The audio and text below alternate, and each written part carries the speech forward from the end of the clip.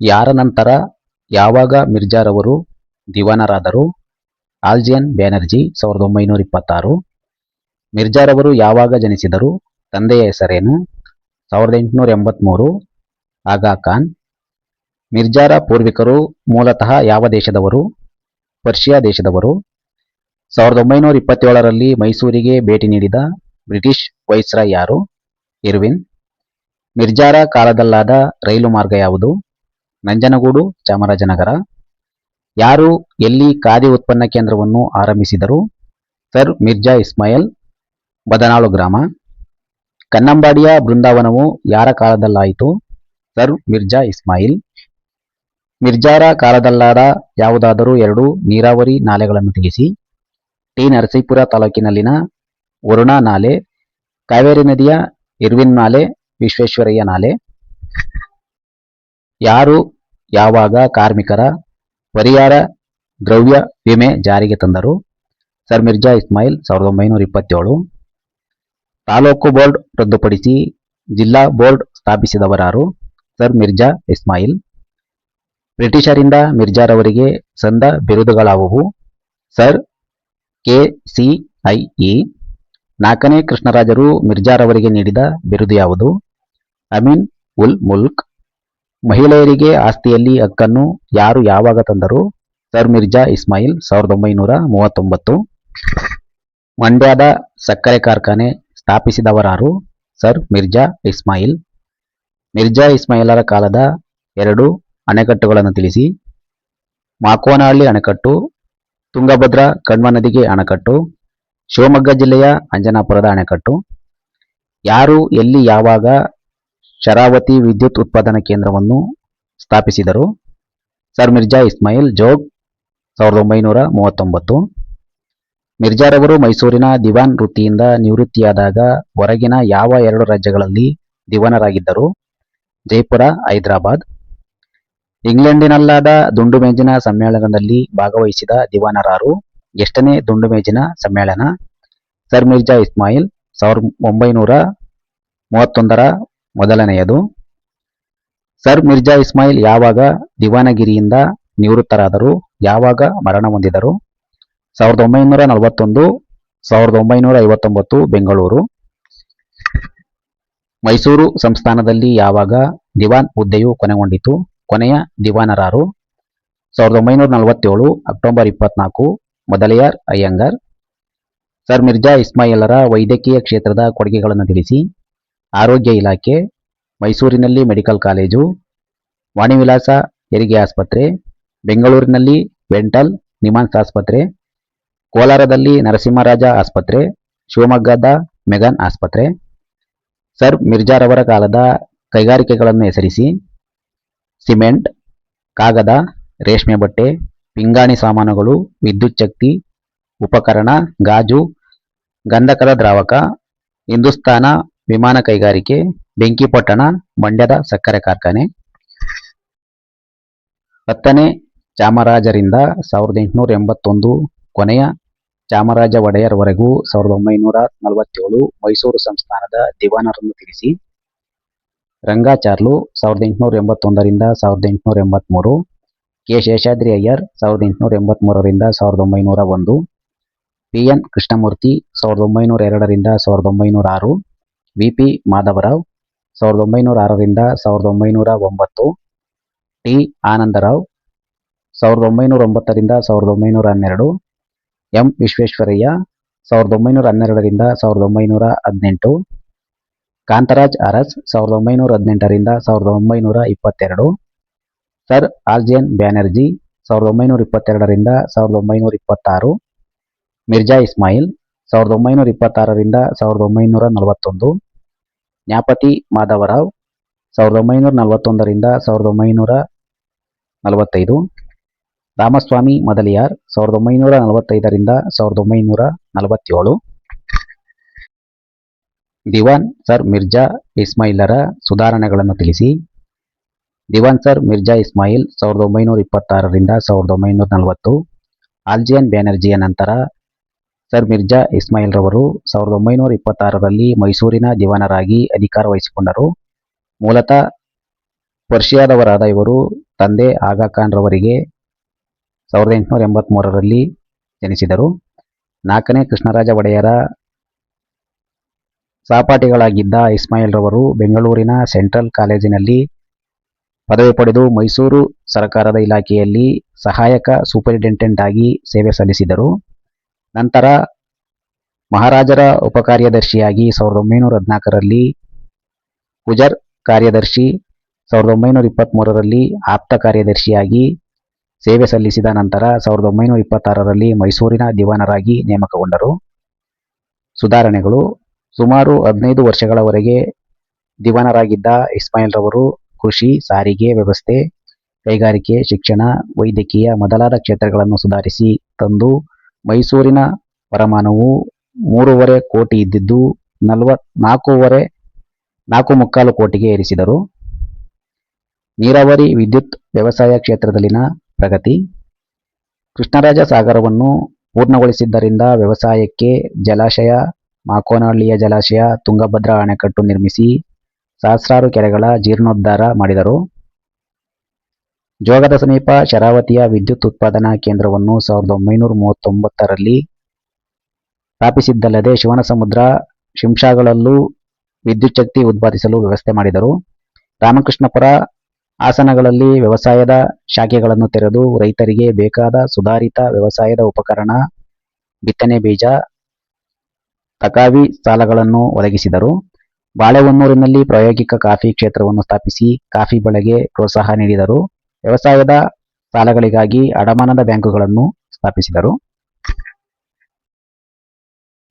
ಕೈಗಾರಿಕಾ ಕ್ಷೇತ್ರದಲ್ಲಿನ ಪ್ರಗತಿ: ಸಂಸ್ಥಾನದ ಜನರ ಜೀವನ ಮಟ್ಟವನ್ನು ಸುಧಾರಿಸಲು ಮುಂದಾಗಿ ಸಿಮೆಂಟ್, ಕಾಗದ, ರೇಷ್ಮೆ ಬಟ್ಟೆ, ಪಿಂಗಾಣಿ ಸಾಮಾನು, ಹಿಂದೂಸ್ಥಾನ ವಿಮಾನ, ಗಾಜು, ಬೆಳಗೊಳದ ಗಂಧಕದ ದ್ರಾವಕ, ಬೆಂಗಳೂರಿನ ಹೊಗೆಸೊಪ್ಪಿನ ಕಾರ್ಖಾನೆಯನ್ನು ಸ್ಥಾಪಿಸಿ ಸಂಸ್ಥಾನದಾದ್ಯಂತ ಆರ್ಥಿಕ ಅಭಿವೃದ್ಧಿಯನ್ನು ಸಾಧಿಸಿದರು. ರಸ್ತೆ, ಸೇತುವೆ, ರೈಲು ಸಾರಿಗೆ ಕಾರ್ಯಗಳು: ಗೊರೂರು ಮತ್ತು ಅಕ್ಕಿಹೆಬ್ಬಾಳಿನ ಬಳಿ ಹೇಮಾವತಿ ನದಿಗೂ, ಟಿ. ನರಸೀಪುರದ ಕಾವೇರಿ ನದಿಗೂ, ಅಲಗೂರಿನ ಸಮೀಪದ ಶಿಂಷಾ ನದಿಗೂ ಅಣೆಕಟ್ಟು ನಿರ್ಮಿಸಲಾಯಿತು.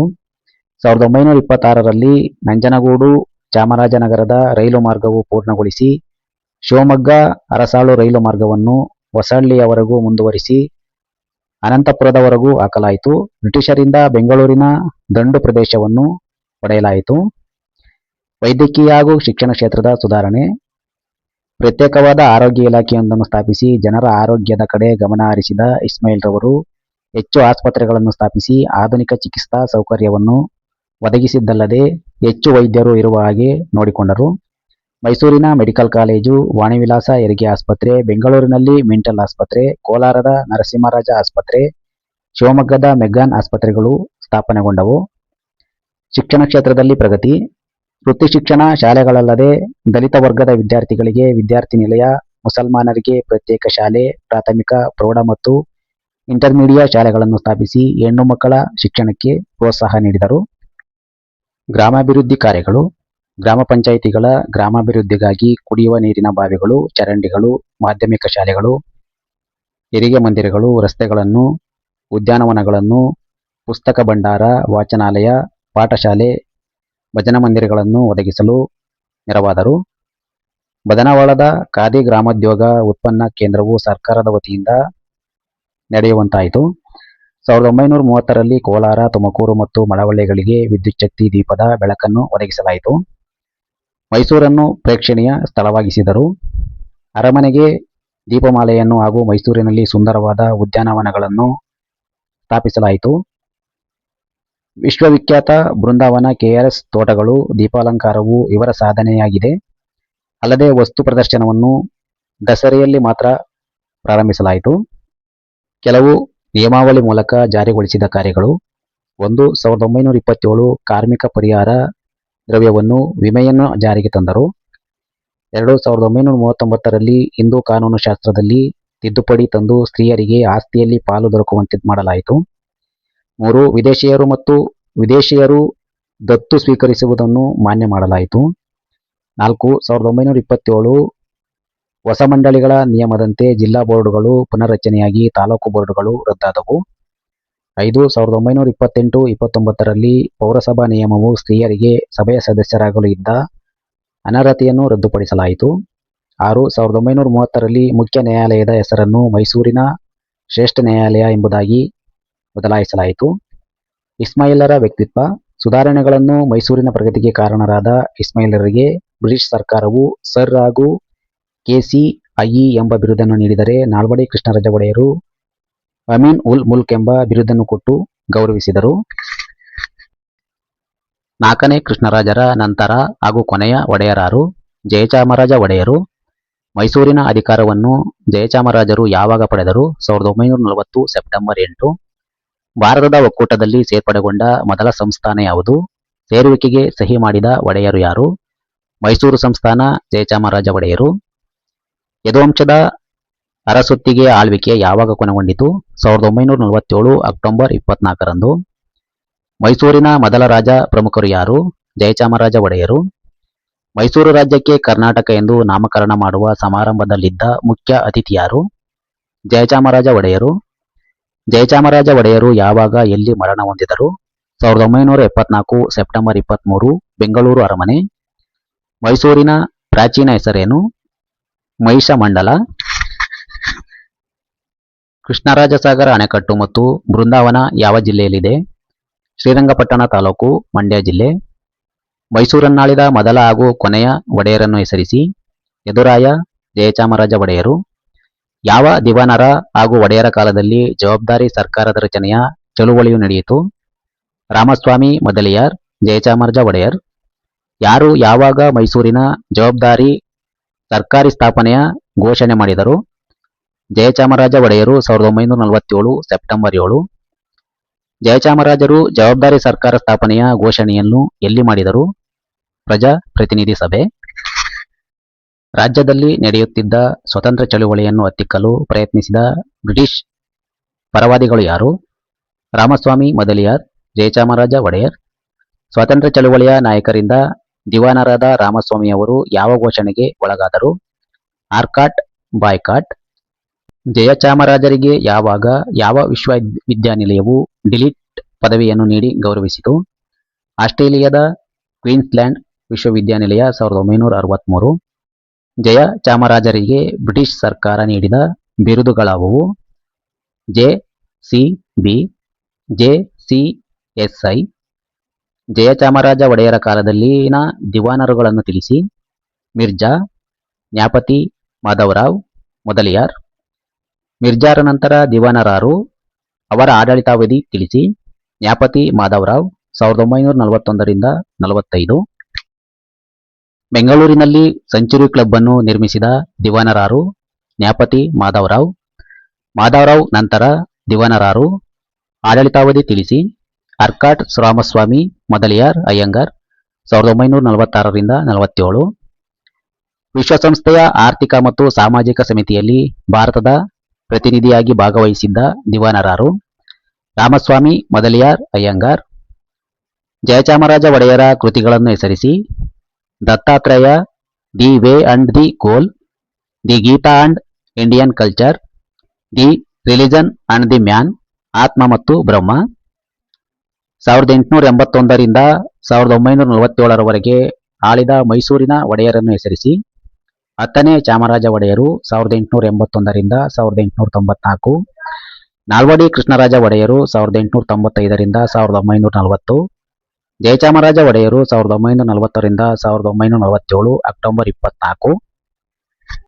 ಮೈಸೂರನ್ನು ಆಳ್ವಿಕೆ ಮಾಡಿದ ಯದುವಂಶದ ಎಲ್ಲ ಒಡೆಯರನ್ನು ಹೆಸರಿಸಿ.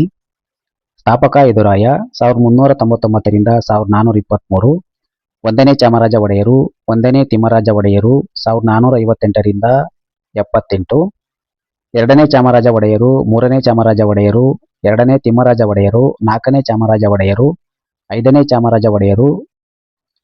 1ನೇ ರಾಜ ಒಡೆಯರು 1578 1617.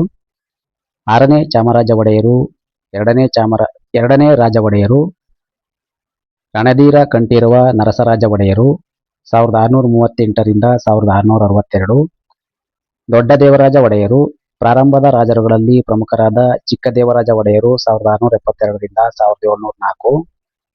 ಕಂಠೀರವ ಒಡೆಯರು, 1ನೇ ಕೃಷ್ಣರಾಜ ಒಡೆಯರು, 7ನೇ ಚಾಮರಾಜ ಒಡೆಯರು, 2ನೇ ಕೃಷ್ಣರಾಜ ಒಡೆಯರು, ನಂಜರಾಜ ಒಡೆಯರು, 6ನೇ ಚಾಮರಾಜ ಒಡೆಯರು, 9ನೇ ಚಾಮರಾಜ ಒಡೆಯರು, ಮುಮ್ಮಡಿ ಕೃಷ್ಣ ಒಡೆಯರು 1799 ರಿಂದ 1868, 10ನೇ ಚಾಮರಾಜ ಒಡೆಯರು 1868 ರಿಂದ 1894ನೇ, ನಾಲ್ವಡಿ ಕೃಷ್ಣರಾಜ ಒಡೆಯರು 1895 ರಿಂದ 1940, ಕೊನೆಯ ರಾಜ ಜಯಚಾಮರಾಜ ಒಡೆಯರು 1941 ರಿಂದ 1947, 1974. ಈ ವಿಡಿಯೋ ಇಷ್ಟ ಆದರೆ ಲೈಕ್ ಮಾಡಿ, ಶೇರ್ ಮಾಡಿ, ಸಬ್ಸ್ಕ್ರೈಬ್ ಮಾಡಿ.